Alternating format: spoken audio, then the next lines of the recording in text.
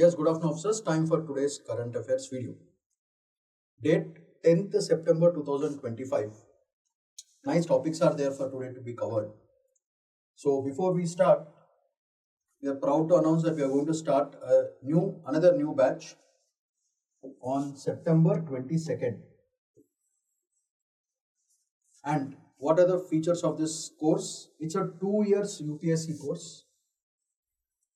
That means we are fundamentally believing in slow and steady wins the race concept. So we want aspirants to get trained properly, pragmatically, ఒక practical అప్రోచ్లో prepare అయ్యి with expert guidance చేసుకుంటే బాగుంటుంది. So that the investment that they put the hard work money of the parents it's not wasted. And more than wasted it becomes more profitable for them. And there is success also. So ఇలాంటి success రావాలంటే బేసికల్గా general studies మీద ఎక్కువ concentrate చేయాలి. దాంట్లో prelims and మెయిన్స్కి సపరేట్గా మనం ఎక్కువ ఫోకస్ పెట్టాల్సి వస్తుంది. So prelims as well as mains will be concentrated. దీంట్లో NCERT classes will be provided. So along with this, you will be provided with 19 static books with updated information ఇచ్చేస్తారు. So ఇవన్నీ రెండు అయిన తర్వాత you will be provided with specific one-to-one mentorship program where an expert mentor will sit and guide you and tell you how to write your answers and all that stuff. And if you miss any classes, you are provided with recorded classes. So by chance, due to ill health or some emergency situation, you are not able to attend a class, the recorded classes will take care.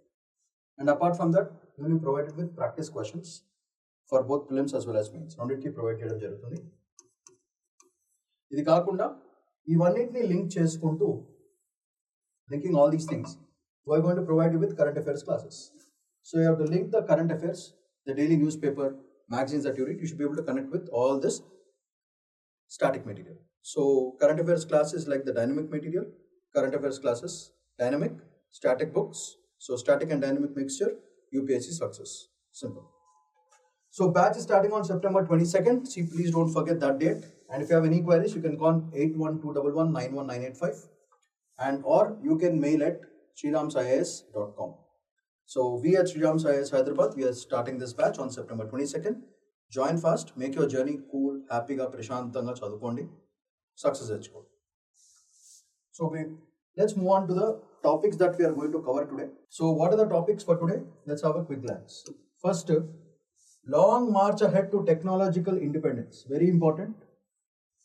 Comes under GS3 paper, science and tech and all that stuff. So this is a major topic for today. Next, China digs on rare earth metals, commands global market. Analysis ఇచ్చారు Hindu news పేపర్లో. So India ఎట్లా advantage తీసుకోవాలో will talk about that. Next, union government seeks factual report on forest rights complaint. రీసెంట్గా already దీని మీద ఒక video చేశాను exclusively on Nicobar project and all that. So that issue. So this is third major important topic for today. Next, in poor taste. This is also very important for science and technology ki chala important. Amoeba, then effects and all that stuff. And why was Indonesia rocketed by protests? Manaku already telusu Nepal lo protests jarutunnayi because of Mavan and social media. Same Gen Z vallu Indonesia lo kuda chestunaru. Sorry పరిస్థితి. So ఇది GS2 కి సంబంధించిన paper. So question number 5. So ఇవి మనం major గా గుర్తు పెట్టుకుని cover చేసే టాపిక్స్ ఇవి. So keeping that in mind, let's move to the first topic, the long march ahead to technological independence. This article written by PJ Narayan garu. So దీంట్లో మనం చూసుకోవాల్సినది ఏంటి? బేసికల్గా దిస్ టాపిక్ ఓవరాల్గా ఏం చెప్తుందంటే we should build our own sovereignty, technological independence మనమే create చేసుకోవాలి, imports మీద బర్డన్ డిపెండెన్సీ తగ్గించుకుని Atmanirbhar Bharat programmes especially in technology చేసుకోవాలి. అలా చేసుకోవాలంటే semiconductor industry, chip manufacturing చాలా పెంచుకోవాలి. ఏఐ ఇంకా క్లౌడ్ సర్వీసెస్ కంట్రోల్ కూడా మన చేతిలో ఉండాలని overall simple essence of the article. అలా చేయకపోతే our dependency, because the whole market in the future is going towards technologically dependent. Warfare జరిగినా సరే టెక్నాలజికల్ వార్ఫేర్ జరుగుతుంది. So to keeping that in mind for the future generations, it is better if the whole technology is under our control rather than someone else's control. ఇది overall crux of this article. So అందుకే ఈ ఆర్టికల్లో మనకి చూసుకుంటే building the foundation, path to hardware sovereignty, a mission as the core, ఇట్లాంటి side హెడ్డింగ్స్లో పెట్టడం జరిగింది. So దీంట్లో మనం చూసుకోవాల్సిన మేజర్ పాయింట్ ఏంటంటే first factor that we have to think from this particular article is freedom అంటే ఇండిపెండెన్స్.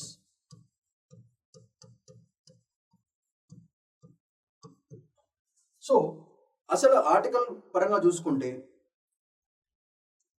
ఈ ఫ్రీడమ్ ఎప్పుడు వస్తుంది? When will this come? When dependency factor on foreign countries decreases.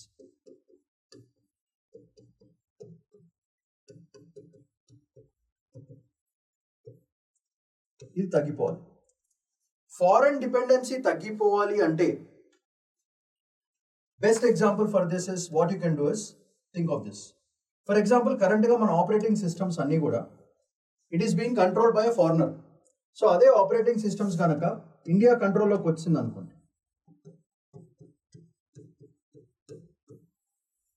This is called independence. Best example is ఒక operating system ఏదైనా సరే తీసుకోండి, Linux కానీ మన గూగుల్ కానీ ఏదైనా తీసుకోండి, ఎనీ ఆపరేటింగ్ సిస్టమ్స్, విండోస్ కానీ ఎవరో తయారు చేసింది వాళ్ళ కంట్రోల్ ఉంటుంది. సో అదే కనుక ఆపరేటింగ్ సిస్టమ్ మన కంట్రోల్ ఉందనుకోండి, we'll have the independence to create, design and అది ఉంటుంది. సో అట్లానే మనం చూసుకుంటే క్లౌడ్ కంట్రోల్, క్లౌడ్ డేటా, ఆ క్లౌడ్ డేటా మేనేజ్మెంట్ కూడా మన కంట్రోల్లో ఉంటే this is called independence or freedom. ఇప్పుడు టెక్నాలజికల్ వార్ఫేర్లో ఏం జరుగుతుంది బేసికల్గా? ఫర్ ఎగ్జాంపుల్ యూఎస్ వాళ్ళతో మనకు ప్రస్తుతం పడట్లేదు, మనకేమో ఆపరేటింగ్ సిస్టమ్స్ అక్కడి నుంచి జరుగుతూ ఉంటుంది. సో ఇప్పుడు though we have a lot of service sector, మనకు డెవలపింగ్ సెక్టర్ అంత గ్రేట్గా లేదు. అంటే in terms with all the developing కంట్రీస్తో కంపేర్ చేసుకుంటే మనకి ఇంకా it's good. Though all our fellows are working elsewhere, మనకు నాలెడ్జ్ ఉన్నా సరే పవర్ మన చేతిలో లేదు. సో ఈ కంట్రోల్ తెచ్చుకోవాలి అనుకుంటే మనంతటా మనమే సొంతంగా ఆపరేటింగ్ సిస్టమ్స్ క్రియేట్ చేయడం చేసుకోవాలి. ఫర్ ఎగ్జాంపుల్ ఇప్పుడు యూఎస్ ఇండియాకి వార్ జరుగుతుంది, యూఎస్ వాళ్ళకి పిచ్చిలేసింది అనుకోండి, వాళ్ళు ఏం చేస్తారు? క్లౌడ్ డేటాని స్టాగ్నెంట్ చేసి పడేస్తారు, లేకపోతే బ్లాక్ చేస్తారు. అలాంటివి జరగచ్చు. మనకి విండోస్ యాక్సెస్ కానీ లైనక్స్ యాక్సెస్ అని ఇవ్వకపోవచ్చు. సో ఇట్లాంటి సిచ్యువేషన్ చేసి మనకి టెక్నాలజికల్ వార్ఫేర్ అయ్యే ఛాన్స్ కూడా ఉంది. సో ఆ article fundamentally focus on this kind of independent factor. అది చాలా important. So this one angle that we have to look at this. So ఇప్పుడు మనం చూడాల్సింది అంటే రిస్క్స్ ఏమున్నాయి. ఫస్ట్ శాంక్షన్స్ పడే ఛాన్స్ ఉంటుంది. శాంక్షన్స్, బ్లాకేడ్, వార్ఫేర్, ఈ మూడు యాంగిల్స్లో మనం ఆలోచించాల్సిన పద్ధతి ఉన్నది. శాంక్షన్స్, బ్లాకేడ్, వార్ఫేర్, ఈ మూడు angles are the angles that we have to specifically think on. So దీనికి సొల్యూషన్స్ ఏంటి? మనము చేయాల్సింది ఓపెన్ సోర్స్ని బాగా వాడుకోవాలి. ఆ ఓపెన్ సోర్స్ కూడా డైరెక్ట్గా ఇండియా కంట్రోల్లో పెట్టుకోవాలి. అప్పుడు ఏమవుతుంది? Dependency factor of other countries will start increasing on the open source. For example AI platforms తీసుకోండి. Okay, so for example AI factor, ఈ ఏఐ బిల్డింగ్ మెటీరియల్స్ అంతా కూడా ఇండియా కంట్రోల్ ఉందనుకోండి, హ్యాపీగా ఉంటుంది. సో ఇలా జరగాలంటే మన సెమీకండక్టర్ ఇండస్ట్రీ షుడ్ రైజ్. ఇది పెరగాలంటే చిప్స్ మ్యానుఫ్యాక్చరింగ్ పెంచుకోవాలి. ఇవి మ్యానుఫ్యాక్చరింగ్ పెరగాలంటే మనకు ఓవరాల్గా మ్యానుఫ్యాక్చరింగ్ సెక్టర్ షుడ్ ఇంక్రీజ్. ఇలా జరగాలంటే if you want this to happen, మనకు నాలెడ్జ్ హబ్స్ అనేది చాలా అవసరం. For example IITs, triple ITs, NITs, ఇట్లాంటి గ్రేట్ ఎక్స్పర్ట్ ఇన్స్టిట్యూట్స్ మన దగ్గర ఉన్నాయి. కాబట్టి ఆ నాలెడ్జ్ బ్రెయిన్ డ్రైన్ కాకుండా ఇండియాలో ఉన్న ప్రొడక్ట్స్ని మనం డెవలప్ చేసుకుంటే చాలా యాక్సెసిబిలిటీ ఫ్యాక్టర్ మంచిగా పెరుగుతుంది. సో ఇప్పుడు ఏమవుతుంది? ఈ ఐఐటీస్ అన్ని కూడా ఇన్స్టిట్యూషనల్ సపోర్ట్స్ ఇవ్వండి, ఇన్స్టిట్యూషనల్ నాలెడ్జ్ హబ్స్.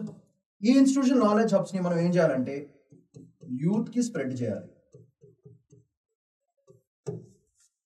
అంటే మనం ఏం చేసుకోవాలి? ఓవరాల్గా టెక్ డెవలప్మెంట్ మీద ఎక్కువ కాన్సన్ట్రేషన్ పెట్టుకోవాలి. టెక్ డెవలప్మెంట్ రావాలంటే మనకి ఇన్ఫ్రా కావాలి.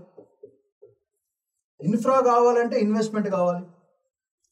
So instead of investing on something which is not useful, ఈ జిఎస్టీ స్లాబ్స్ కూడా మనం బాగా తగ్గించాం దీని మీద. సో ఇన్వెస్ట్మెంట్ కావాలంటే మనీ కావాలి. సో చాలా ఇప్పుడు మనం ఇన్ఫ్రాస్ట్రక్చర్ ప్రాజెక్ట్స్ కానీ, చాలా రైల్ ప్రాజెక్ట్స్ కానీ, బ్రిడ్జెస్ ప్రాజెక్ట్స్ కానీ, కన్స్ట్రక్షన్ వైపు చాలా కంట్రీస్ మనకు సపోర్ట్ చేస్తున్నాయి. రీసెంట్గా ఎస్టర్డే న్యూస్లో మనం చెప్పాము, ఇజ్రాయెల్ ఫారెన్ మినిస్టర్ వచ్చి మనతో డీల్ మాట్లాడుతున్నారు. జపాన్ మొన్న డీల్ మాట్లాడారు. ఈ జపాన్, ఇజ్రాయెల్ లాంటి countries are very support to us. మనం ఆ ఇన్వెస్ట్మెంట్స్ దేనికి ఎక్కువ ఫోకస్ చేయాలంటే ఇట్లాంటి టెక్నాలజికల్ డెవలప్మెంట్కి చేసి యూత్ని ఎంకరేజ్ చేసి. రీసెంట్గా one more thing that Sunil అనే ప్రోగ్రామ్ గురించి ఒక వీడియో చేశాను, వేర్ లోకల్ టాలెంట్స్ని ల్యాండ్ ఈ కేటగిరీకి యాడ్ చేసుకుని ఈ ఇన్వెస్ట్మెంట్స్ని అక్కడ చేసి ఈ technological development in open source, AI as well as semi conductor, ఈ లాజిక్లో మనం కనుక అప్లై చేసుకుంటే ఆటోమేటిక్గా మన సావర్నిటీ అంటే మన independence, no one will block us, no one will put sanctions, no blockades. And warfare వచ్చిన సిచ్యువేషన్స్ టైంలో కూడా వాట్ హ్యాపెన్స్ ఇస్ కంట్రోల్ మన చేతిలో ఉంది కాబట్టి వార్ఫేర్ కూడా మనం రెడీగా ఉంటాము. ఆ టెక్నాలజికల్ వార్ఫేర్ సిచ్యువేషన్ వచ్చినప్పుడు కూడా we will be in very controlled hands. అలా చేస్తేనే మనకి నిజమైన సావర్నిటీ వచ్చినట్టు. These days it is not just physical sovereignty, it is technological sovereignty which is very important. And that is the whole essence of the article. మనం గుర్తుపెట్టుకోవాల్సిన major points ఇవి. So okay, that is the whole game. So ఈ factors మనము చాలా grand గుర్తుపెట్టుకోవాలి. So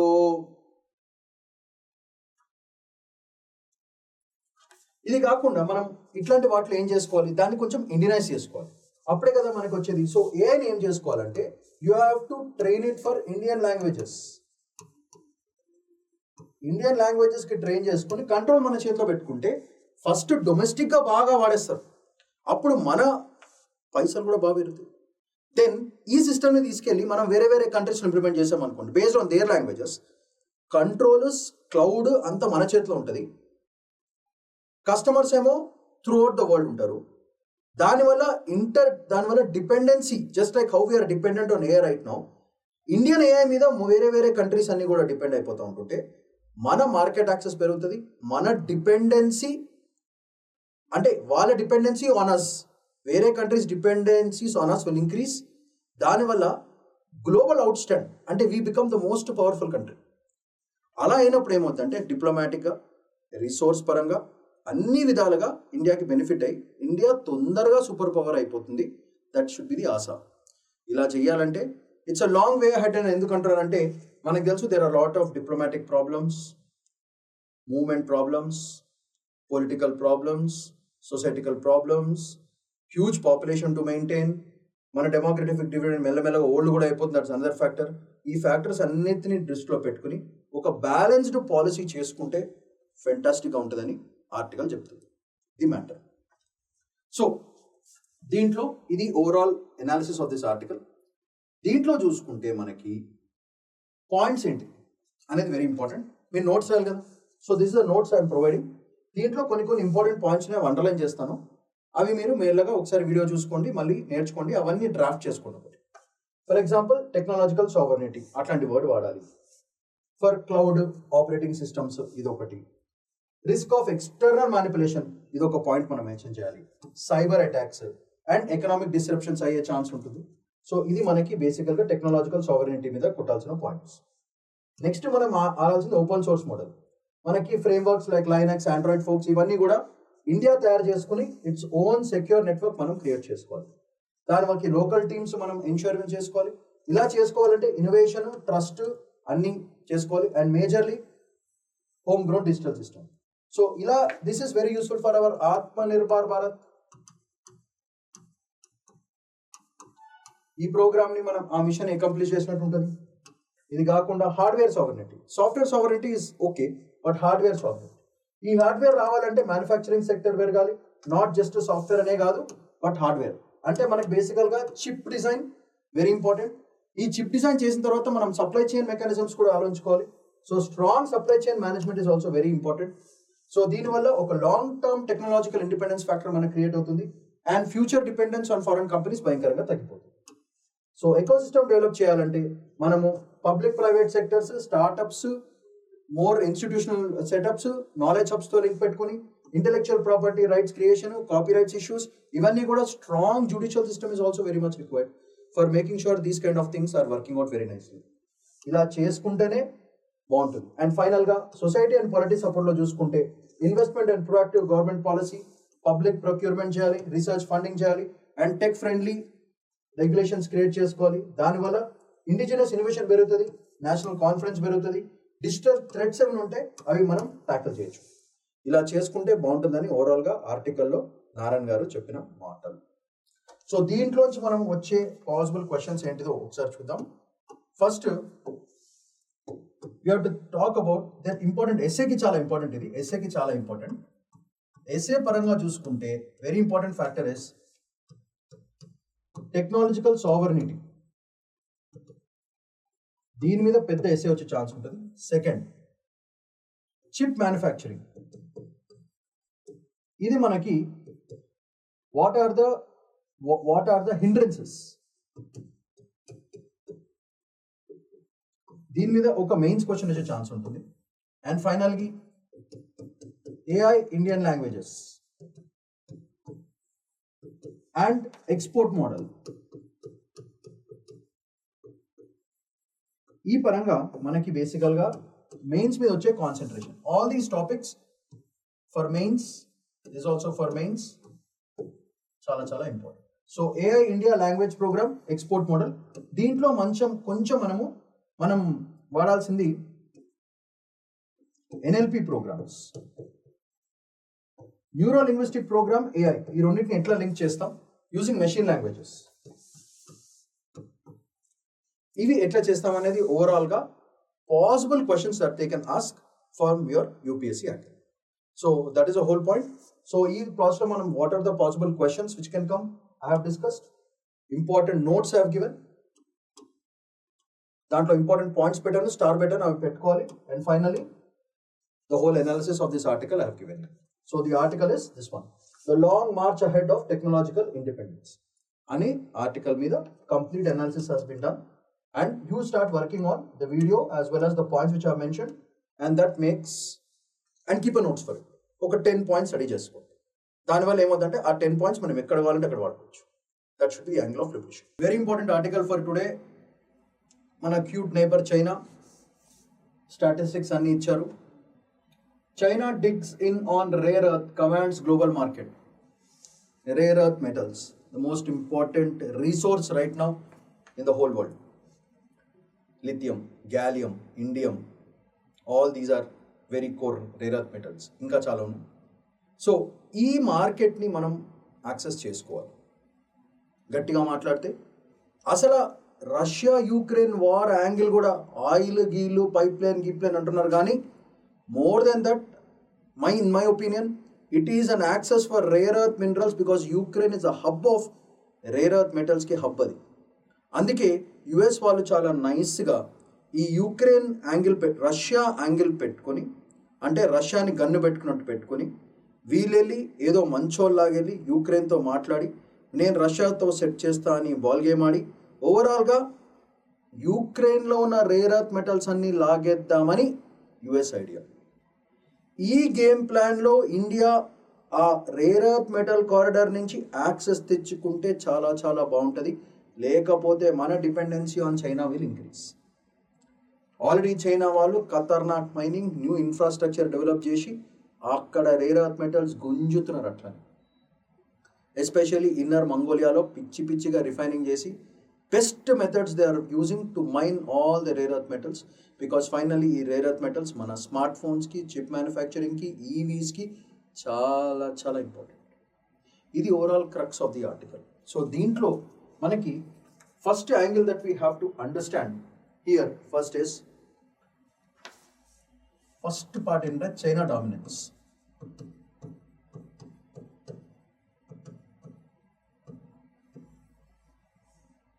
$60% market. Second point is mining strategies, mining technologies. Best example for this is మీకు inner Mongolia.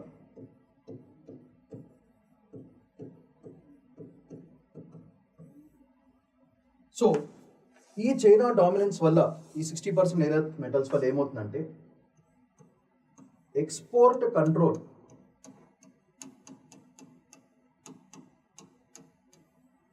will be in the hands of China. Best example for this ఏం చేయొచ్చు for this is మనం Japan example తీసుకోవచ్చు. వీళ్ళు ఏం చేశారు, energy security జపాన్ని కంట్రోల్లో పెట్టుకోవాలంటే వాళ్ళ ఎనర్జీ సెక్యూరిటీని వాళ్ళ చేతిలో పెట్టుకోవాలి. సో అందుకే చైనా ఏం చేసింది, జపాన్కి క్రాస్ చేసింది. ఏది, రేర్ ఎర్త్ మెటల్ డామినేషన్. 2010లోనే కట్ చేశారు. దానివల్ల డిస్ప్యూట్స్ అని చైనా జపాన్ రిలేషన్స్ ఎప్పుడు మంచిగా ఉండవు కాబట్టి ఇది ఇంకో దరిద్రం దాన్ని. సో ఎక్స్పోర్ట్ కంట్రోల్ వాళ్ళ చేతిలో ఉంటే డిపెండెన్సీ ఫ్యాక్టర్. అప్పుడు జపాన్ ఏం చేయాలో అర్థం కాలేదు, క్వశ్చన్ మార్క్. వాళ్ళ ఎనర్జీ సెక్యూరిటీ పడిపోతుంది.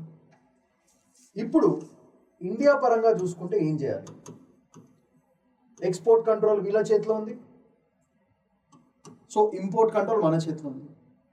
సో ఇండియా సిచ్యువేషన్ ఏంటి, ఏం చేయాలి, అలా చేయకపోతే ఏంటి పరిస్థితి అనే డైరెక్షన్లో మనం ఆలోచించుకుంటూ వెళ్ళాలి. సో మనకు అసలు ఈ రేర్ ఎర్త్స్ ఎందుకు యూస్ఫుల్, బేసికల్గా అది మేజర్ పాయింట్.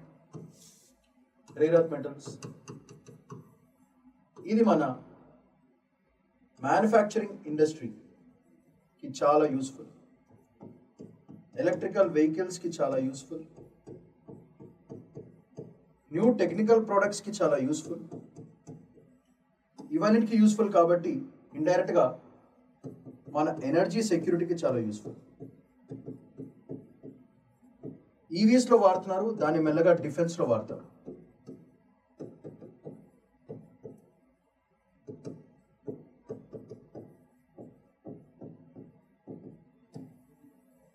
అంటే బేసికల్గా సెక్యూరిటీ పర్పసెస్.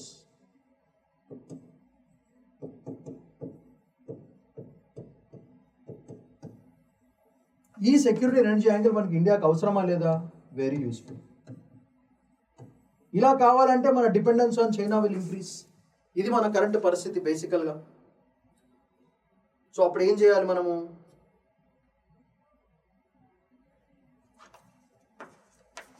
మనం కూడా యూక్రెయిన్ లాంటి కంట్రీతో డీల్ పెట్టుకుని అక్కడున్న రేర్ ఎర్త్ కారిడార్ పెంచుకొని యుఎస్, రష్యా వీళ్ళిద్దరితో పాటు ఇండియా కూడా జాయిన్ అయ్యి అక్కడున్న రేర్ ఎర్త్ కారిడార్స్ మనం పెట్టుకుని ఫైనల్గా ఇండియా యూక్రెయిన్ రిలేషన్ని మంచిగా వాడుకుని ఆ రేర్ ఎర్త్స్ అని మన వైపు తెచ్చుకోవాలి. ఎందుకంటే మన ఎనర్జీ సెక్యూరిటీకి చాలా చాలా important. Best another example for this is, ఇప్పుడు యుఎస్ ఇంకా ఆస్ట్రేలియా వాళ్ళు, యుఎస్ అండ్ ఆస్ట్రేలియా వీళ్ళందరూ ఆల్రెడీ చైనాలో ఇన్వెస్ట్మెంట్స్ పెడుతున్నారు, డబ్బులు పెడుతున్నారు ఫర్ మైనింగ్ టెక్నాలజీ. సో ఈ మైనింగ్ ఎసెన్స్ మనం ఏం చేయాలి, ఇది రావాలంటే మనం కూడా ఈ మైనింగ్ టెక్నాలజీ, ఇదంతా కోర్గా మన మైనింగ్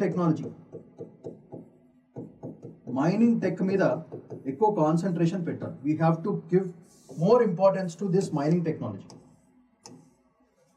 ఈ మైనింగ్ టెక్నాలజీ ఇన్ఫ్రాస్ట్రక్చర్ మన చేతిలో ఉంటే మనం చాలా చాలా చేసుకోవచ్చు.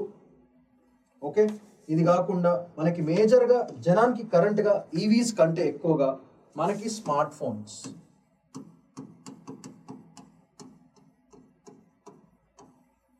వీళ్ళ దగ్గర రేర్ ఎర్త్ మైనింగ్ టెక్నాలజీ ఉంది కాబట్టి వాళ్ళ స్మార్ట్ ఫోన్ మ్యానుఫ్యాక్చరింగ్ అంతా యుఎస్ వాళ్ళు అక్కడ పెట్టడం జరుగుతుంది. మీకు ఆల్రెడీ ఒకసారి న్యూస్ వీడియోలో చూసారు, ఒక ఐఫోన్ చేయడానికి జస్ట్ $10 కావాలి. ఎందుకు కావాలి వాళ్ళకి అంత తక్కువ ఎట్లా వస్తుంది? బయట మార్కెట్లో వచ్చేటప్పటికి $150-130 ఉంది. ఎందుకు? Almost 10 times the price. ఎందుకు? బికాస్ ఆ రేర్ ఎర్త్ మెటల్స్ కానీ ఆ మ్యానుఫ్యాక్చరింగ్ టెక్నాలజీ కానీ వీళ్ళందరూ యుఎస్లో కానీ ఎవరైతే ఈ ఐఫోన్స్ ఇంపోర్ట్ చేస్తున్నారో వాళ్ళ కంట్రీస్లో ఈ టెక్నాలజీ లేదు, ఈ రేర్ ఎర్త్స్ లేవు. అందుకే చైనా వాళ్ళు చక్కగా అవన్నీ తయారు చేసుకుని వాళ్ళకి పడే కాస్ట్ ఓన్లీ $10, అది బయట మార్కెట్కి 10 times వెళ్తుంది. అంటే 1000% బై 1000% ప్రాఫిట్ అంటే ఎట్లుంటుంది చెప్పండి. And they do mass manufacturing. So వాళ్ళు చేసిన రిజైమ్స్లో టెక్నాలజీ పరంగా లేబర్ ఫోర్స్ని కూడా బాగా స్కిల్ చేసి ఈ మైనింగ్ టెక్నాలజీలో డిగ్గింగ్ అండ్ ఇన్ఫ్రాస్ట్రక్చర్ డెవలప్ చేసుకుని స్మార్ట్గా they are able to pull everything. And since it's a totalitarian state it becomes easy for them to do the work also. ఎందుకంటే మిగతా కంట్రీస్ అనేవి డెమోక్రటిక్ కంట్రీస్. సో జనం ఇష్టపడాలి, కానీ అక్కడ అట్లా కాదు, స్టేట్ ఇష్టపడితే చాలు జనం వినాల్సి వస్తుంది. సో అట్లాగా వాళ్ళు మొత్తం టెక్నాలజీ అంతా డ్రైవ్ అయిపోయింది. అండ్ దానివల్ల రేర్ ఎర్త్ డామినెన్స్ కంప్లీట్గా చైనా చేతిలోకి వెళ్ళిపోయింది. ఇది ఓవరాల్ స్టోరీ లైన్. దీంట్లోంచి ఇండియా ఏం నేర్చుకోవాలి, మనం కూడా ఫ్యూచర్కి ఎట్లా రెడీగా ఉండాలి, energy security especially smart phone EVs manufacture ఎట్లా, ఇవన్నీ తీసుకెళ్ళి డిఫెన్స్లో పెడతారు మెల్లగా. డిఫెన్స్లో మనం ఎట్లా వాడుకోవాలి, ఇది overall crux of the article. So దీంట్లో మనకు అండర్స్టాండ్ అవ్వాల్సింది majorly this part mining technology, దీని మీద overall structure of the article. అయితే ఇది ఎక్స్ప్లెనేషన్ పార్ట్. నోట్స్, మన ఎగ్జామ్కి నోట్స్ కావాలి కదా. సో మనం నోట్స్ రాసినప్పుడు what are the angles in which you have to think. For example China's rare earth dominance, అదొక సైడ్ హెడ్డింగ్ పెట్టాం. నెక్స్ట్ కీ ఇంపాక్ట్స్ గ్లోబల్గా, ఎక్స్పోర్ట్ కంట్రోల్ అంతా వీళ్ళ చేతిలో ఉంటుంది. సో ఈ దాంట్లో 60% very important. State planning, cheap labour and environmental norms అన్నీ కూడా ఫాలో అవుతున్నారు. Next supply chain vulnerability, global dominance అంటే అది. అంటే చైనా కోపం వస్తే వీళ్ళు సప్లై చైన్ మొత్తం అంతా బ్రేక్ చేస్తారు, బ్లాకేట్ చేస్తారు, దాంతో దెబ్బకి ఎకానమీస్ పడిపోతాయి.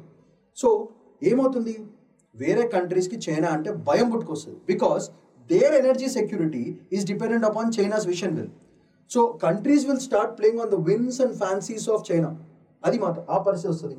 దానివల్ల price shocks, supply chain disruptions, strategic risks, ఇట్లాంటి వర్డ్స్ మీరు వాడాలి ఎగ్జామ్లో. ఇట్లాంటి వర్డ్స్ వాడితే అప్పుడు it creates that kick and effect on the paper. ఇది వన్ యాంగిల్. సో ఒకటేమో రేర్ ఎర్త్ డామినెన్స్, ఇంకోటేమో గ్లోబల్. నెక్స్ట్ ఇండియా సిచ్యువేషన్ ఏంటిది, ఓన్లీ 6% ఆఫ్ గ్లోబల్ రిజర్వ్స్ మాత్రమే ఉన్నాయి, లెస్ దాన్ 1% ఆఫ్ అవుట్పుట్స్. అది పరిస్థితి. ఎందుకు, over regulation, limited private sector, lack of technology, ఈ మూడు మన దగ్గర లేవు. నెక్స్ట్ ఫ్యూచర్ అండ్ ఫైనల్గా ఏమవుతుంది, ఇవన్నీ రీజన్స్ వల్ల ఇంపోర్ట్ డిపెండెన్సీ భయంకరంగా పెరిగిపోతుంది. ఇంపోర్ట్ డిపెండెన్సీ ఎప్పుడైతే ఇంపోర్ట్ డిపెండెన్సీ ఇంక్రీజ్ అయిందో ఎనర్జీ సెక్యూరిటీ ఫాసాక్. సో ఫ్యూచర్గా ఏం చేసుకోవాలి, మనము మైనింగ్ అండ్ ప్రాసెసింగ్ యూనిట్స్ పెంచుకోవాలి, ప్రైవేట్ సెక్టర్తో లింక్ పెట్టుకోవాలి, మోర్ ఎఫ్డిఐస్ పెంచుకోవాలి. ఒక్కసారి ఇండియా మైనింగ్ టెక్నాలజీ అయితే మన ఫ్రెండ్స్ అందరూ కూడా ఇన్వెస్ట్ చేస్తారు దాంట్లో. అట్లా చేసుకోవాలి. ఇన్నోవేషన్స్ ఎగ్జాంపుల్ చూడండి, యూఎస్, ఆస్ట్రేలియా, జపాన్, వీళ్ళందరూ ఏం చేస్తున్నారు, చైనాతో వీళ్ళందరూ కొలాబరేట్ అయ్యి ఈ మైనింగ్ టెక్నాలజీలో అడ్వాన్స్ తీసుకుంటున్నారు. సో దీంట్లో ఇండియా కూడా జాయిన్ అయితే బాగుంటుంది.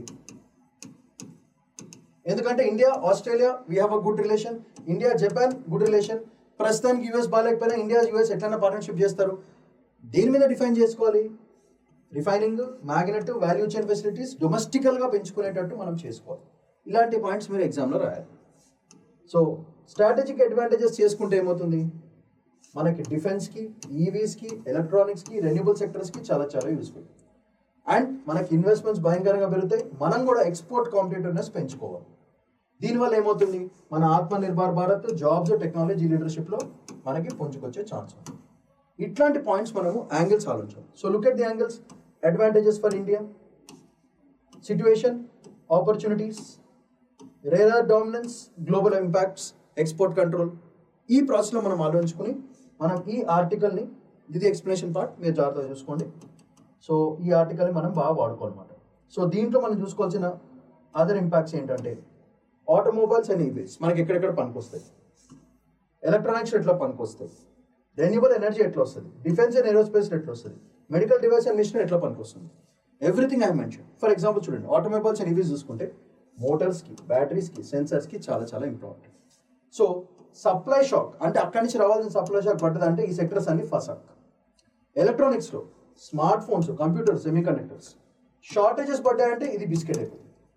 రెన్యూబుల్ ఎనర్జీ చూసుకోండి, విండ్ టర్బైన్ జనరేటర్స్లో చాలా చాలా యూస్ఫుల్, సోలార్ టెక్నాలజీలో యూస్ఫుల్, అండ్ ఎనర్జీ స్టోరేజ్లో కూడా చాలా యూస్ఫుల్. సో ఈ మూడు ఫీల్డ్స్లో లైక్ విండ్ టర్బైన్ జనరేటర్స్కి, సోలార్ టెక్నాలజీకి, ఎనర్జీ స్టోరేజ్కి క్రిటికల్ ఈ రేర్ ఎర్త్స్ రెన్యూబుల్ ఎనర్జీలో కూడా మనకి రేర్ అర్త్ చాలా ఇంపార్టెంట్. డిఫెన్స్ అండ్ ఏరోస్పేస్లో చూసుకుంటే మిజైల్స్కి యూస్ఫుల్, రేడార్స్కి యూస్ఫుల్, ఎయిర్ క్రాఫ్ట్ సిస్టమ్స్కి చాలా useful. And these are very important for what, for our national security and indigenous manufacturing కూడా చాలా ఇంపార్టెంట్. మెడికల్ ఫీల్డ్లో ఎట్లా ఇంపార్టెంట్, ఎంఆర్ఐ స్కాన్కి ఇంపార్టెంట్, ఇమేజింగ్ ఎక్విప్మెంట్కి చాలా ఇంపార్టెంట్, ఆటోమేషన్ టూల్స్కి వెరీ ఇంపార్టెంట్. ఇక్కడెక్కడ దెబ్బపడిందా మన హెల్త్ కేర్, హైటెక్ మ్యానుఫ్యాక్చరింగ్ రెండింటికి కూడా భయంకరంగా దెబ్బతింటాయి. So these are the major uses that rare earth metals have. And India అన్ని సెక్టర్స్ చూడండి, ఆటోమొబైల్స్ అండ్ ఈవీస్ దగ్గర నుంచి స్టార్ట్ చేసుకుంటే, ఆటోమొబైల్స్ అండ్ ఈవీస్ దగ్గర నుంచి electronics, renewable energy, defence and aerospace, medical device and machinery, అన్నిటికీ this is very very very very important. So ఇది కావాలనుకుంటే మనకు రేర్ అర్త్స్ మన చేతిలో ఉండాలి, మైనింగ్ మన చేతిలో ఉండాలి, అడ్వాన్స్ టెక్నాలజీ మన చేతిలో ఉండాలి, critical minings with other countries, ఎక్కడెక్కడైతే మినరల్స్ ఉన్నాయో ఆ కంట్రీస్ అన్నింటితో మనం మంచి గేమ్ ఆడాలి, which of course our fellows are doing. But ఇంత పాపులేషన్ మేనేజ్ చేయాలంటే, ఇంత సెక్యూరిటీ తీసుకురావాలంటే చాలా డిప్లొమాటిక్ యాంగిల్స్ మనం పెంచుకుంటే. So these are all the points. ఓవరాల్గా ఇదంతా ఒక చిన్న టేబుల్ పెట్టాను, just have a quick glance at this table మొత్తం ఓవరాల్గా. అండ్ ఫైనల్గా మనకు వచ్చే క్వశ్చన్స్ ఏంటి, what are the perspective in which we have to think of the questions, అది వెరీ ఇంపార్టెంట్ మనకి. ఫస్ట్, మన ఇండియా ఒక ఎనర్జీ డిమాండ్ ఏంటి, దానికి ఎట్లా rare earths are very important మెయిన్స్కి perspective. Next, EVs adoption plus and minus very important మెయిన్స్కి. Next, supply chain క్రైసిస్లు ఏమేమి ఉన్నాయి, very very important for mains. And what are the different examples of uses and uses, ఆ వెనకాల ఉన్న slide ఒకటి పెట్టేస్తే more than sufficient, very useful for mains. So మనము ఒక పాలసీ కూడా తీసుకురావాలి, rare earth policy, that is also very very important, especially for mining of critical minerals. ఈ పర్స్పెక్టివ్లో ఈ టాపిక్ నేర్చుకుంటే super. Another very important but repetitive topic for today is Union government seeks factual report on forest rights complaint concerning Nicobar project. Already Great Nicobar project మీద 72,000 crore project మీద ఒక video చేశాను already. So మీరు please have a glance, video done.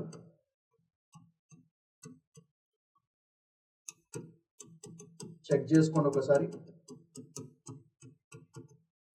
ఛానల్లో ఉంటుంది.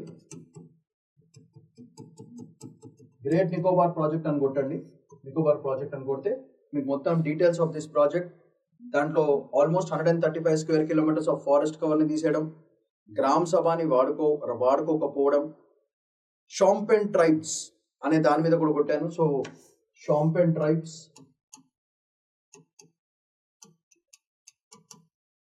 వాళ్ళ displacement problems. ఎందుకు ఇది ఇంపార్టెంట్ అంటే, ఇది ఒక PVTG, particularly vulnerable tribal group, వాళ్ళ డిస్ప్లేస్మెంట్, వీటి మీద కంప్లీట్ వీడియో చేయడం జరిగింది. But this article is talking about report. అసలు ఇష్యూ ఏంటిది ఇన్ సింపుల్ టర్మ్స్ మనం ఫస్ట్ క్లిక్గా గ్లాన్స్ కొడదాం. సో ఈ రిపోర్ట్ ఎందుకు అవసరమో ఒకసారి కూడా చూద్దాం. ఫస్ట్ అసలు వాళ్ళ బాధ ఏంటి, బేసికల్గా ఎఫ్ఆర్ఏ, ఫారెస్ట్ రైట్ యాక్ట్స్, ఇది ఏమైంది, non compliance of the forest right acts. So ఇది బేసికల్గా clearance, project clearance, FRA rules, ఈ రెండింటికి లింక్ లేదు బేసికల్గా. అంటే ఎఫ్ఆర్ఏ రూల్స్ ప్రకారంగా క్లియరెన్సెస్ ఇచ్చే ముందు ఫారెస్ట్ రైట్స్ యాక్ట్ కరెక్ట్గా పాటిస్తున్నారు లేదా చూసుకుని అప్పుడు క్లియరెన్స్ ఇవ్వడం జరగాలి. సో ఎఫ్ఆర్ఏ రూల్స్ ఏం ఇంప్లిమెంట్ చేయకుండా క్లియరెన్స్ ఇవ్వడం జరిగింది, అది ఫస్ట్. అక్కడ మన వాళ్ళకి బాగా కోపం వచ్చింది. సో ఇక్కడున్న Nicobar tribes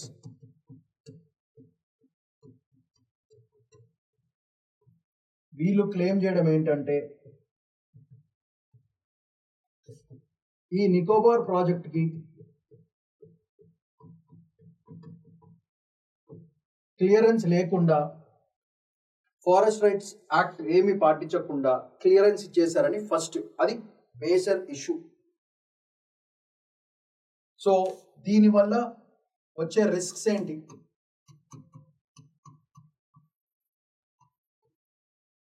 what are the different risks? First is legal violation,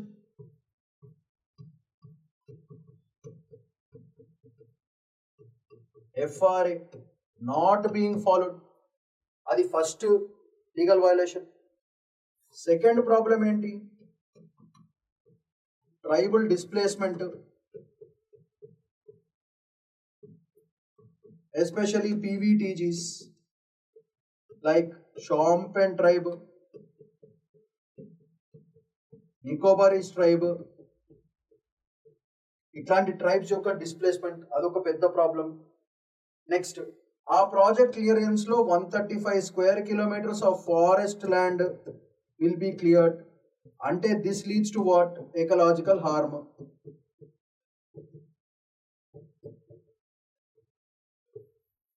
ఇవి మేజర్ గా ఉన్న రిస్క్స్.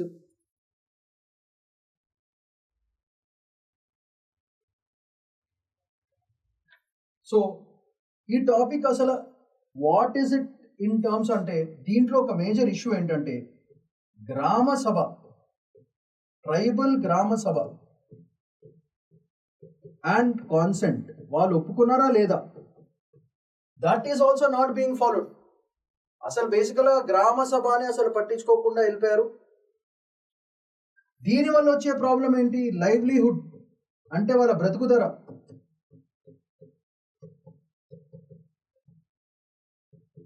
కాన్స్టిట్యూషనల్ ఇది, ఈ రైట్స్ ఫసాక్ అదొక పెద్ద ప్రాబ్లం అయిపోయింది. దీనివల్ల it leads to, it affects the sustainability of these tribes. ఫసాక్ especially for all these tribes, అది major problem.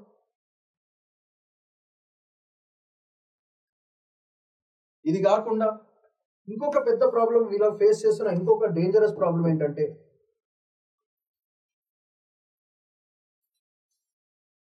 Delays. 85% of the claims ఇంకా డిలే ప్రాసెస్ లో ఉన్నాయి. సో వాళ్ళకి ఏమీ దొరకలేదు. అండ్ ఫైనల్లీ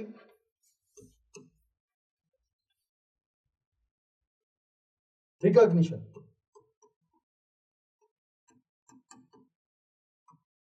పెద్ద క్వశ్చన్ మార్క్. ఇప్పుడు కూడా ది ఓల్డ్ కొలోనియల్ లాస్ నే వాడుతున్నారు.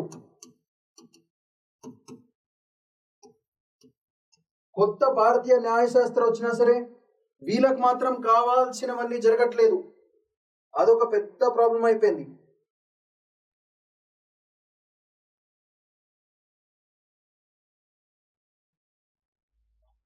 సో కొలోనియల్స్ ఎట్లా? How colonial? ఎందుకంటే అప్పుడు కూడా ట్రైబల్స్, ఫారెస్ట్ డ్వెలర్స్ అంటే అడవుల్లో తిరిగే వాళ్ళు, అడవుల్లో బ్రతుకుదర ఉండేది, అడవినే తల్లిలా భావించేవాళ్ళు. ఈ ఫారెస్ట్ డ్వెలర్స్ ని పట్టించుకోలేదు కొలోనియల్ పీపుల్. ప్రస్తుత గవర్నమెంట్ కూడా పట్టించుకోవట్లేదు, ఎవరు పట్టించుకోవట్లేదు. ఫారెస్ట్ డ్వెలర్స్ ని కూడా పట్టించుకోవట్లేదు. సో ఆ కోల్డ్ కొలోనియల్ రిజాన్ని ఇప్పుడు వాళ్ళు కూడా ఫాలో అవుతున్నారని వాళ్ళ ఫీలింగ్. ఎందుకు? అక్కడున్న గ్రామ సభల్ని అసలు పట్టించుకోవట్లేదు. దానివల్ల వాళ్ళ లైవ్లీహుడ్, సస్టైనబిలిటీ, ఇట్లాంటి ఇంపార్టెంట్ రేర్ ట్రైబ్స్ ని పట్టించుకోకుండా ఉంటుంది. ఇవన్నీ చేయకుండా ఉండాలంటే ఏం చేయాలి? Most important solution for this, you have to give importance to గ్రామ సభ. That is one thing. Next, concentrate on inclusive growth strategies, not divisive. Example, ఈ ప్రాజెక్ట్ లో ఈ క్లియరెన్స్, ఈ నికోబారీస్ ప్రాజెక్ట్ ఏదైతే ఉందో దాంట్లో వచ్చే కొంచెం percentage should be given to these gram sabhas and these indigenous tribes. So percentage మాట్లాడాలా, ఉట్టి డెవలప్మెంట్ చేసుకుంటే కాదు.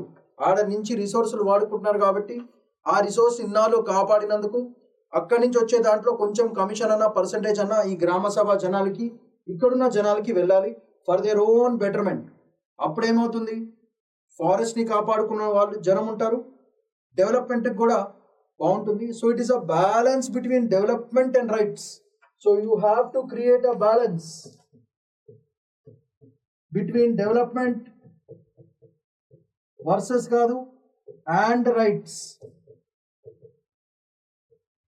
ఈ రెండింటికి మధ్యన బ్యాలెన్స్ క్రియేట్ చేసుకోవాలంటే ఇలా చేసుకోవాలి, చేసుకోకపోతే ఇది అయిపోతుంది. సో జ్యుడిషియల్గా వాళ్ళు ఏమంటున్నారంటే, నికోబారీస్ క్లెయిమ్స్కి కావాల్సిన రిపోర్ట్ సబ్మిట్ చేస్తే ఇలాంటివన్నీ ఆర్డర్స్, ఎగ్జిక్యూటివ్ ఆర్డర్స్ ద్వారా ఇవన్నిటిని ఎస్టాబ్లిష్ చేయొచ్చని కోర్టు రూలింగ్ ఇచ్చింది. ఇప్పుడు పరిస్థితి ఏంటంటే కోర్టు కూడా ఏం చేయగలుగుతుంది without proper evidence? That is a big question. So ఓవరాల్గా ఈ ఆర్టికల్ చెప్పేది ఇది. సో దీన్ని మనం జాగ్రత్తగా గుర్తుపెట్టుకోవాలి. అయితే దీంట్లోంచి వచ్చే నోట్స్ ఇదంతా స్టోరీ లైన్, ఇది మొత్తం ఆర్టికల్. సో దీంట్లో మనం తీసుకోవాల్సిన నోట్స్ ఏంటి, అది వెరీ ఇంపార్టెంట్. సో ఫస్ట్ చూద్దాం.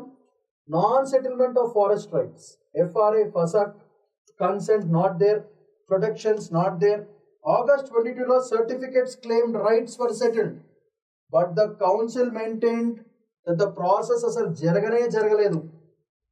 22లో సర్టిఫికేట్లు వచ్చినాయి, క్లెయిమింగ్ రైట్స్ వర్ సెటిల్డ్, అంటే పైసలు గీసలు కావాల్సినవి ఇచ్చేశారు. కానీ వాళ్ళు చెప్పడం ఏంటంటే, లోకల్ జర్నల్ చెప్పడం ఏంటంటే అసలు ప్రాసెస్ స్టార్ట్ కాలేదు భయ అని వాళ్ళు చెప్తున్నారు. నెక్స్ట్ ఫారెస్ట్ రైట్ యాక్ట్, మీకు తెలిసిందే FRA గురించి రాయాలి, దాంట్లో గ్రామ సభ రోల్ గురించి ఎక్కువ రాయాలి. గ్రామ సభ కన్సెంట్ ఎసెన్షియల్ ఫర్ FRA, ఇది అసలు పట్టించుకోలేదు, అదొక major fact. Next administrative bypassing and dual legislation, this another angle. Authorities relied on provisions of Protection of Aboriginal Tribe Acts 1956 and based on this land diversion without following full procedures. This is the major control. So a certificate of rights ఏదైతే settlement అన్నారో ఇవన్నీ older loss ప్రకారంగా ఉన్నాయి, FRA process ప్రకారంగా లేవు, అది major point. దీనివల్ల forest diversion without community approval, అంటే గ్రామ సభ వాళ్ళని జనాల్ని పట్టించుకోలేదు. ఈ 1956 యాక్ట్ ఏదైతే ఉందో యూనిలాటరల్ గా అడ్మినిస్ట్రేటివ్ యాక్షన్ తీసుకోవచ్చు, విచ్ ఇస్ అగేన్స్ట్ FRA. చూసారా, ఇక్కడేమో అడ్మినిస్ట్రేటివ్ యాక్షన్ ఎస్ అంటున్నారు, FRA రూల్స్ ప్రకారం అడ్మినిస్ట్రేటివ్ యాక్షన్ తీసుకోవడానికి లేదు వితౌట్ కన్సెంట్. కన్సెంట్ లేకుండా అడ్మినిస్ట్రేటివ్ యాక్షన్ తీసుకోకూడదని FRA రూల్స్ చెప్తున్నాయి. కానీ 1956 యాక్ట్ ఏం చెప్తుంది? You can take administrative action when ever required అని చెప్తుంది. So it is a plus and minus, ఒక బ్యాలెన్స్ మాట, ఒక పాజిటివ్కి ఒక నెగిటివ్ అన్నట్టు, ఒక నెగిటివ్కి ఒక పాజిటివ్ అన్నట్టు, ఈ రెండు యాక్ట్స్ కౌంటర్ బ్యాలెన్స్ అవుతున్నాయి. అది మేజర్ ప్రాబ్లం, అదొక angle in which you have tried. ఇది కాకుండా సోషల్ అండ్ ఎకలాజికల్ ఇంపాక్ట్స్ ఏమేమి ఉన్నాయి? Displacement, cultural loss, ecological imbalance. Traditional livelihood ని పట్టించుకోవట్లేదు. This leads to what? Marginalisation issues, అదొక major factor. Environmental degradation, because project start అయిందంటే దానివల్ల డిస్ప్లేస్మెంట్. ఈ నికోబరీస్, షాంపెన్ ట్రైబ్స్ వీళ్ళందరూ డిస్ప్లేస్ అవుతారు, వాళ్ళకి మళ్ళీ అసలే ఐడెంటిఫికేషన్ లేదని నడుస్తున్నారు వాళ్ళందరూ. దాని మీద ఇట్లాంటి ప్రాజెక్ట్స్ వచ్చినాయి అనుకోండి, వాళ్ళు బ్రదర్ ఉంటుంది, ఆ కల్చరల్ స్టాగ్నేషన్ ఎక్కడ ఉంటుంది, ఆ కల్చరల్ ప్రొటెక్షన్ ఎక్కడ ఉంటుంది, ఏముండదు, మొత్తానికి ఎక్స్టింక్ట్ అయిపోతారు. అలాంటి పరిస్థితులు వస్తుంది. So policy and legal challenges ఏంటి? డిమాండింగ్ ప్రాపర్ ప్రాసెస్ కావాలి, petitions and complaints question both legality and morality, and critical president ఏమైనా చేసుకుంటే ఫ్యూచర్లో ఇట్లాంటి ఫారెస్ట్ని తీసేసి మ్యానుఫ్యాక్చరింగ్ డెవలప్మెంట్ ప్రాజెక్ట్స్ ఏమైనా చేసినప్పుడు this should act as a nice president. So అది మేజర్ వ్యాల్యూస్ కదా. దానివల్ల ఏంటంటే నేషనల్ డిబేట్స్, హైకోర్ట్ హియరింగ్స్, ఇవన్నీ కూడా rights in high profile projects, forest రైట్స్ని బేసికల్గా క్లెయిమ్ చేయడం జరుగుతుంది. సో ఇట్లాంటి this a very very contentious and చాలా గ్రావిటీ ఉన్న ఇష్యూ, అందుకే జాగ్రత్తగా కాపాడు. సో దీంట్లోంచి బేసికల్గా మనకు వచ్చే పాసిబుల్ క్వశ్చన్స్ ఏముంటాయంటే బేసికల్గా ఎక్కువ ఫస్ట్ FRA,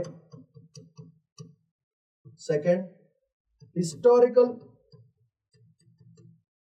ట్రైబల్ కాన్ఫ్లిక్ట్స్,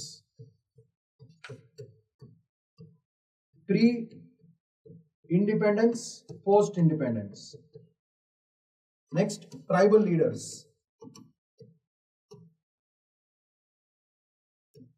గ్రామ Sabha role, and finally development versus rights. ఈ యాంగిల్స్ మనం ఆలోచించాలి. సో దీంట్లో మనం చూసుకుంటే ఫస్ట్ వన్ FRA రూల్స్ ప్రిలిమ్స్కి వచ్చే ఛాన్స్ ఉంటుంది. Historical tribal conflicts, so this is both useful for prelims as well as for mains. Tribal leaders, very very important for prelims. Gram Sabha role, very very important for mains. And development versus right, this becomes a beautiful point for essay. ఈ అన్ని angles లో మనకి this article ని analysis చేసుకోవాలన్నమాట. So చూసుకుంటే మనకి possible questions mention చేశాను, ప్రతి ఒక్క యాంగిల్లో what are the important points that you have to mention underline చేశాను. అది కాకుండా overall story has been told to you. So forest report ఎందుకు ఇంపార్టెంట్ అనేది ఓవరాల్గా. సో ఈ ఆర్టికల్లో నుంచి మనం చేయాల్సిన ఎనాలిసిస్, సీక్వెన్స్, ఫిల్టరింగ్ ప్రాసెస్ ఇవి గుర్తుపెట్టుకుని నోట్స్ క్రియేట్ చేసుకుని ఒక 10 పాయింట్స్ రెడీ చేసుకోండి. నెక్స్ట్ ఇంకొక బ్యూటిఫుల్ ఆర్టికల్ వచ్చింది, it is called in poor taste. So ఇది ఫ్యాక్చువల్ క్వశ్చన్స్, మనకి ఎస్ఎన్టీకి చాలా important. So fine points are important, అవే ఒక్కటే మెన్షన్ చేస్తాను. ఆర్టికల్ ఎనాలిసిస్ బేసికల్గా బ్రెయిన్ ఈటింగ్ అమీబియా దాని గురించి. సో బేసికల్గా ఎస్ఎన్టీలో you might get 1 question from it. So అందుకే ఫ్యాక్ట్స్ ఏంటో చూసుకుందాం, మోర్ దెన్ సఫిషియెంట్. దీని మీద మీరు మళ్ళీ రీసెర్చ్ చేయాల్సిన అవసరం లేదు. ఫస్ట్ డిసీజ్ ఏంటిది? ప్రైమరీ అమీబిక్ మెనింజోఎన్సెఫాలిటిస్, మెనింగోఎన్సెఫాలిటిస్, పామ్ సింపుల్గా. ఓకే, దీంట్లో మనం గుర్తుపెట్టుకోవాల్సింది ఇది పామ్ ఫుల్ ఫామ్ అడగచ్చు. సో 1. సెకండ్, ప్యాథోజన్ ఏంటి? నెగ్లేరియా ఫాలరీ, బ్రెయిన్ ఈటింగ్ అమీబా దీని పేరు. సో ఇది ప్రిలిమ్స్కి చాలా చాలా ఇంపార్టెంట్ అయ్యే ఛాన్స్ ఉంటుంది. ఇది దీని హ్యాబిటాట్ ఎక్కడ అంటే ఎక్కడ నివసిస్తుంది? వార్మ్ ఫ్రెష్ వాటర్లో నివసిస్తుంది, like lakes, ponds, hot springs. Chlorination లేని వాటర్లో, అండర్ క్లోరినేటెడ్ పాండ్స్లో ఉండే ఛాన్స్. సో ఇది ఎట్లాంటి amoeba? It's a free living అమీబియా that becomes pathogenic only after entering the human body. అది major idea. So this అమీబియా, the Naegleria flori, this becomes a dangerous thing once it enters the human body. So దీనివల్ల మామూలుగా మన swimming చేసుకుని, boating చేసుకుని ఇట్లాంటి recreational waters లో గనక ఇట్లాంటి ప్యామ్ గనక ఉంది అంటే డెత్ ట్రాప్లోకి వెళ్ళినట్టే, సావే ఇంకా అని ఓవరాల్గా ఆర్టికల్ చెప్తుంది. So that is the disease and the pathogen which is the what part of this article. ఏంటిది? ప్యామ్. ప్యాథోజన్ ఏంటి దాంట్లో ఉన్నది? Naegleria fowleri, that's also called brain eating amoeba. ఎక్కడ ఉంటుంది? Fresh water, warm fresh waters like lakes, ponds and all these hot springs. ఇది కాకుండా under chlorinated water, అందుకే chlorinated water is very important.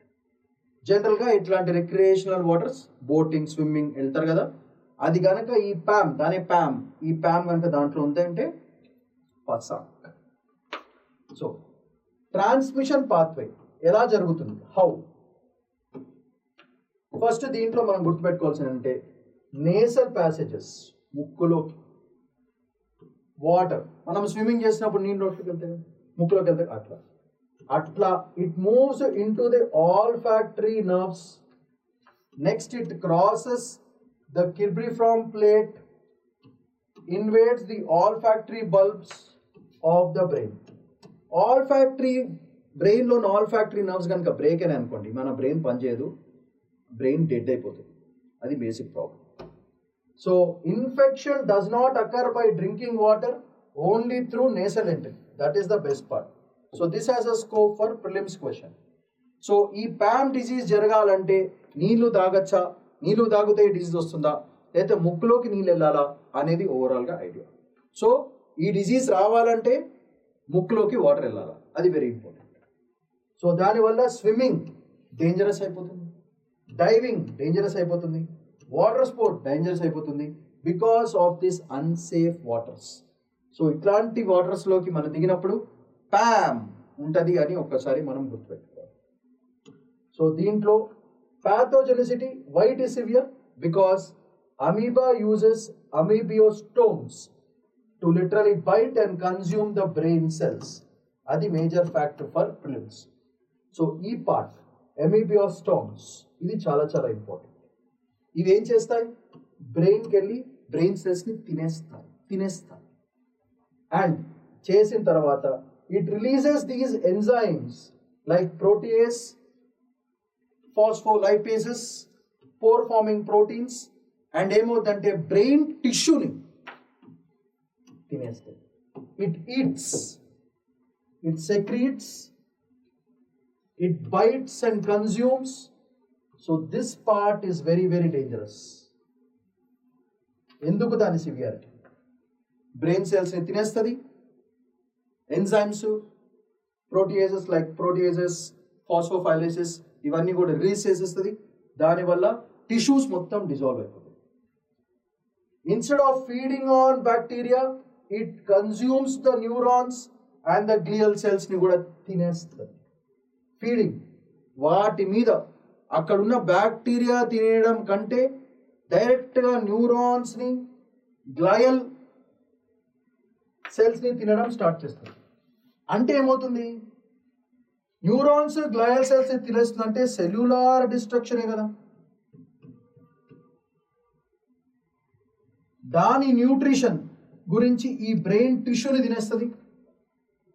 దానివల్ల అందుకే దాని పేరు సెల్ బైటింగ్ అంటారన్నమాట. సెల్స్ని తినేస్తుంది, లేదా ఎంజైమ్స్ని రిలీజ్ చేస్తుంది, సెక్రీట్స్ ఎంజైమ్స్. సో ఒకటేమో మెకానికల్ డైరెక్ట్గా వెళ్ళి తినడం, ఇంకోటి బయోకెమికల్ అంటే ఎంజైమ్ అటాక్, బయోకెమికల్ వేస్. అందుకే ఎక్స్ట్రీమ్లీ వెరీ వెరీ సివియర్. సావే ఇంకా బ్రెయిన్ సెల్స్ తినేస్తే ఇక బ్రెయిన్ ఉంటుంది అట్లయిపోతుంది. So host immune response and escalation. Immune system releases neutrophils and cytokinins. దానివల్ల ఏమవుతుంది? ఎప్పుడైతే తింటుందో ఈ రెండు రిలీజ్ అవుతాయి. దానివల్ల స్వెల్లింగ్, బ్లీడింగ్, నెక్రోసిస్ ఇట్లాంటి ప్రాబ్లమ్స్ స్టార్ట్ అవుతాయి అన్నమాట. సో ఏమవుతుంది? Amoeba plus immune overreaction వల్ల ఏమవుతుంది? టిష్యూ భయంకరంగా సావ్ అయిపోతుంది. అది major fact. So severe immunopathology, body's defence versus brain damage, దానివల్ల neurological decline and finally catastrophic loss of the brain function. Brain మొత్తానికి ఫస్ట్. ఇది the sequence why what happens. So neutrophils immune system release చేస్తుంది, దానివల్ల swelling, bleeding. So it will have more access to the brain tissue, it will eat away and death. ఇది పరిస్థితి. So clinical outcomes and public health implication చూడండి. Very rapid death under 10 days అవుతుంది after symptoms. 95% mortality, సావు maximum వచ్చిందా సావు గాను. Lethal then viral encephalitis కంటే dangerous ఇది. adequate chlorination of pools is very much necessary. ఈ వార్మ్ స్టాగ్నెంట్ వాటర్లో అసలు వెళ్ళకూడదు. High fertility, low incidence and minimal treatment success దీనికి. So public health must focus on prevention and awareness than cure. So వెళ్ళి తెచ్చుకోవడం కంటే prevent చేసుకోవడం better అని ఓవరాల్గా ఈ ఆర్టికల్ చెప్పడం జరుగుతుంది. సో దీంట్లో మనం ప్రిలిమ్స్కే బేసిక్ పర్స్పెక్టివ్, నోట్స్లో క్లియర్గా ఎక్కడెక్కడ ప్రిలిమ్స్ క్వశ్చన్ వచ్చిందో క్లియర్గా మెన్షన్ చేశాను. దీని గురించి ఇంతకంటే అవసరం లేదు. Next important beautiful article is why was Indonesia rocked by protest. Already నేపాల్లో ప్రొటెస్ట్ జరుగుతున్నాయి, ఇండోనేషియాలో కూడా ప్రొటెస్ట్ ఎందుకు జరుగుతున్నాయి అంటే బేసికల్గా రీసెంట్ ఇది వచ్చింది అంట. దాంట్లో ఏంటంటే హైయర్ అఫీషియల్స్కి, హైయర్ వాళ్ళకి అందరికి కూడా బాగా పెద్ద పెద్ద బంగ్లాలు ఇచ్చి లైఫ్ స్టైల్ చేంజ్ చేసి బడ్జెట్ అంతా కూడా ఫండ్స్ని, ప్రజలకు వాడే ఫండ్స్ అన్నింటిని కూడా వాళ్ళ లగ్జరీస్ గురించి స్పెండ్ చేశారని ఒక్కటేసారి జెన్జీ రివోల్ట్ అయింది. రివోల్ట్ అయ్యి ఫైర్లు చేసింది, దారుణాలు జరుగుతున్నాయి అక్కడ బేసికల్గా. సో ఇది what was reason. Now this you have to contrast with the Nepal crisis which is going on. Nepal ఏం జరిగింది? సోషల్ మీడియా బ్యాన్ చేశారు, ప్రైమ్ మినిస్టర్ ఎత్తేసినారు. ఈ రెండు జరిగినాయి కదా. సో ఈ రెండు ఒక ప్యారలల్ డాక్యుమెంట్ లాగా మనం ఆలోచించుకోవాలి. సో దీంట్లో బేసికల్గా ఏంటి జరిగింది, ఏంటిది అనేది క్రిస్ప్గా చూసుకుందాం. It is more of a social justice angle and polity యాంగిల్లో చిన్న points. So Indonesian parliament approved housing allowance. Issue is about housing allowance 10 times the average wage. అది వర్స్ట్ పార్ట్. దానివల్ల during a time of economic stress, already Indonesia క్రైస్లో ఉంది, వాళ్ళకేమో problem ఉన్నాయి. So ఇక్కడ చూడండి ఒకసారి, housing allowance 10 times more than average ఇచ్చారు for the luxuries of the officials. ఇదేంటంటే దీన్ని సింపుల్గా చెప్పాలంటే ఎక్సెసివ్ ప్రివిలేజ్. ఎవరికి? పాలిటీషియన్స్కి. సిటిజన్స్ ఏమో స్లేవ్స్లా బ్రతుకుతున్నారు. సో దెబ్బకి ఏమైంది? స్టూడెంట్స్ వాళ్ళు, లేబర్ యూనియన్స్ పిచ్చిగా ప్రొటెస్ట్ జకార్తాలో చేశారు. అదొక నేషన్ వైడ్ రచ్చగా స్టార్ట్ అయింది. దానివల్ల అవుట్రేజ్, పబ్లిక్ ట్రస్ట్ భయంకరంగా తగ్గిపోయింది. ఇది కరెంట్ ఈ పార్లమెంటరీ హౌసింగ్ అలవెన్స్ స్కీమ్ మొత్తం కంట్రీని షెక్కిమోన్ చేసింది మొత్తం అంతా. అది పరిస్థితి. సో పోలీస్ వైలెన్స్, దీని మీద ఆఫ్ కోర్స్ పోలీస్ వాళ్ళు పాలిటిషియన్ చెప్పినట్టు చేయాల్సి వస్తుంది. 21-year-old అఫన్ కురాన్ అనే ఒక డెలివరీ వర్కర్, అది భయంకరంగా వైరల్ పోయింది, దాంతో స్ప్రెడ్ అయిపోయింది. Security force వాడారు, tragic death turned into peaceful marches, into violent riots, and casualties aggressive. ఇది రెగ్యులర్ గా చూసేది. సో ఇట్లాంటిది పోలీస్ వైలెన్స్. అయితే పబ్లిక్ రిసెంట్మెంట్ దేనికి? Over inequality and corruption. Protesters have targeted symbols of corrupt elite, attacking government offices and official homes. High wealth gap వల్ల వచ్చిన problem and limited opportunities for upward mobility. So చూసారా, సోషల్గా ఎవరన్నా తొక్కేస్తే ఏదో రోజు వాళ్ళు rebel అవుతారు, guarantee. So అసలే economic స్ట్రెస్లో ఉన్న కంట్రీలో తీసుకుపోయి నేను దర్జాగా ప్యాలెస్లో బ్రతుకుతాను, నా వైఫ్ నా పిల్లోడు నా వాళ్ళు బాగుండాలి, నా పిల్లోడు నా ఫ్యామిలీ బాగుంటే చాలు, ప్రజలంతా ఎక్కడ పోతే నాకు సంబంధం లేదు అని ఎప్పుడైతే పాలిటీషియన్స్ థింక్ చేయడం మొదలెడతారో పబ్లిక్ కూడా థింక్ చేయడం మొదలెడతారు. ఒక్కసారి మొదలెడితే అంతే, ఫసాకే మొత్తం అంతా. సో అది మేజర్ ఫ్యాక్టర్. సో ఈ unfairness has encouraged wider participation across the society. దానివల్ల ఇన్స్టిట్యూషన్స్ మీద ట్రస్ట్ భయంకరంగా దెబ్బతింటుంది, పొలిటికల్ ఇన్స్టెబిలిటీ వస్తుంది, సోషల్ సప్రెషన్ వల్ల సోషల్ రెబెలెన్ స్టార్ట్ అవుతుంది, డెమోక్రటిక్ ఇన్స్టిట్యూషన్స్కి అసలు ప్లేసే ఉండదు, దానివల్ల పాలిటిషియన్స్ మీద ట్రస్ట్ ఉండదు, ఒక ఆర్గనైజ్డ్ సిస్టమ్ మీద ట్రస్ట్ ఉండదు, కంట్రీ షాంబుల్స్లోకి వెళ్ళిపోతుంది, మొత్తం హడావిడి. దానివల్ల inequality, disruptions, more rebellion fighters, young fellows getting into war పాత్కి వెళ్ళిపోయే ఛాన్స్ ఉంటుంది. దానివల్ల సోషల్ డివిజన్స్ కూడా భయంకరంగా పెరుగుతాయి బికాస్ ఆఫ్ దిస్. అది మేజర్ ఫ్యాక్ట్. అయితే government clam down and austerity, mass arrest చేశారు, బడ్జెట్ కట్స్ చేశారు, పబ్లిక్ సర్వీసెస్ బ్యాన్ చేశారు, policies framed as necessary and efficiency for physical control. Next local ట్యాక్సెస్ని భయంకరంగా ఇంక్రీజ్ చేశారు, ప్రొటెస్ట్ ఇంకా ఎక్స్పాండ్ అయినాయి, అండ్ వాళ్ళ బెనిఫిట్స్ కూడా, వాళ్ళకి వచ్చే బెనిఫిట్స్ కూడా లాగేసుకున్నారు. దానివల్ల economic pain has increased, leading to more wide spread and persistent unrest in Indonesian society. ప్యారల్గా అక్కడ నేపాల్ వాళ్ళు ఆల్ చేస్తున్నారు. సో బడ్జెట్ కట్స్ బేసికల్గా it is now this moments like dark Indonesia has started. So దీని మీద మనకి ఒక you can use this example as a main సెట్కి చాలా చాలా యూస్ఫుల్ కింద వాడుకోవచ్చు. Thousands on to street, long term instability and concerns ఇండోనేషియాలో ఇన్వెస్ట్ చేసిన కంట్రీస్ అందరికీ ఇప్పుడు షేక్ అవుతుంది. సో ఇలాంటివన్నీ చేస్తే అలాంటివన్నీ జరుగుతుంది. సో దీంట్లో మనము ప్రిలిమ్స్ పర్స్పెక్టివ్లో, మెయిన్స్ పర్స్పెక్టివ్లో వెళ్ళాల్సిన పాయింట్స్ ఏంటంటే, ఫస్ట్ ఇండోనేషియా నేపాల్ ఇష్యూ తీసుకుని Gen Z rebels. What is the situation? Second, social, economic, political SEP suppression.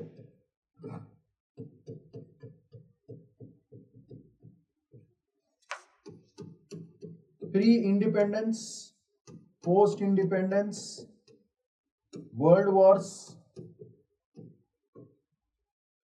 ఇవన్నిటి కూడా రీజన్స్ ఏంటి? ఇది మనం గ్లోబల్ కంపారిటివ్ ఒక క్రిటికల్లీ అనలైజ్ క్వశ్చన్ వచ్చే ఛాన్స్ ఉంటుంది.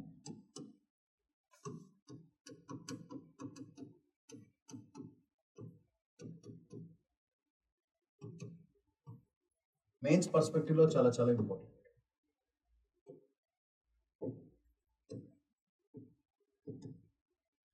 Third, Dark Indonesia, social media influence.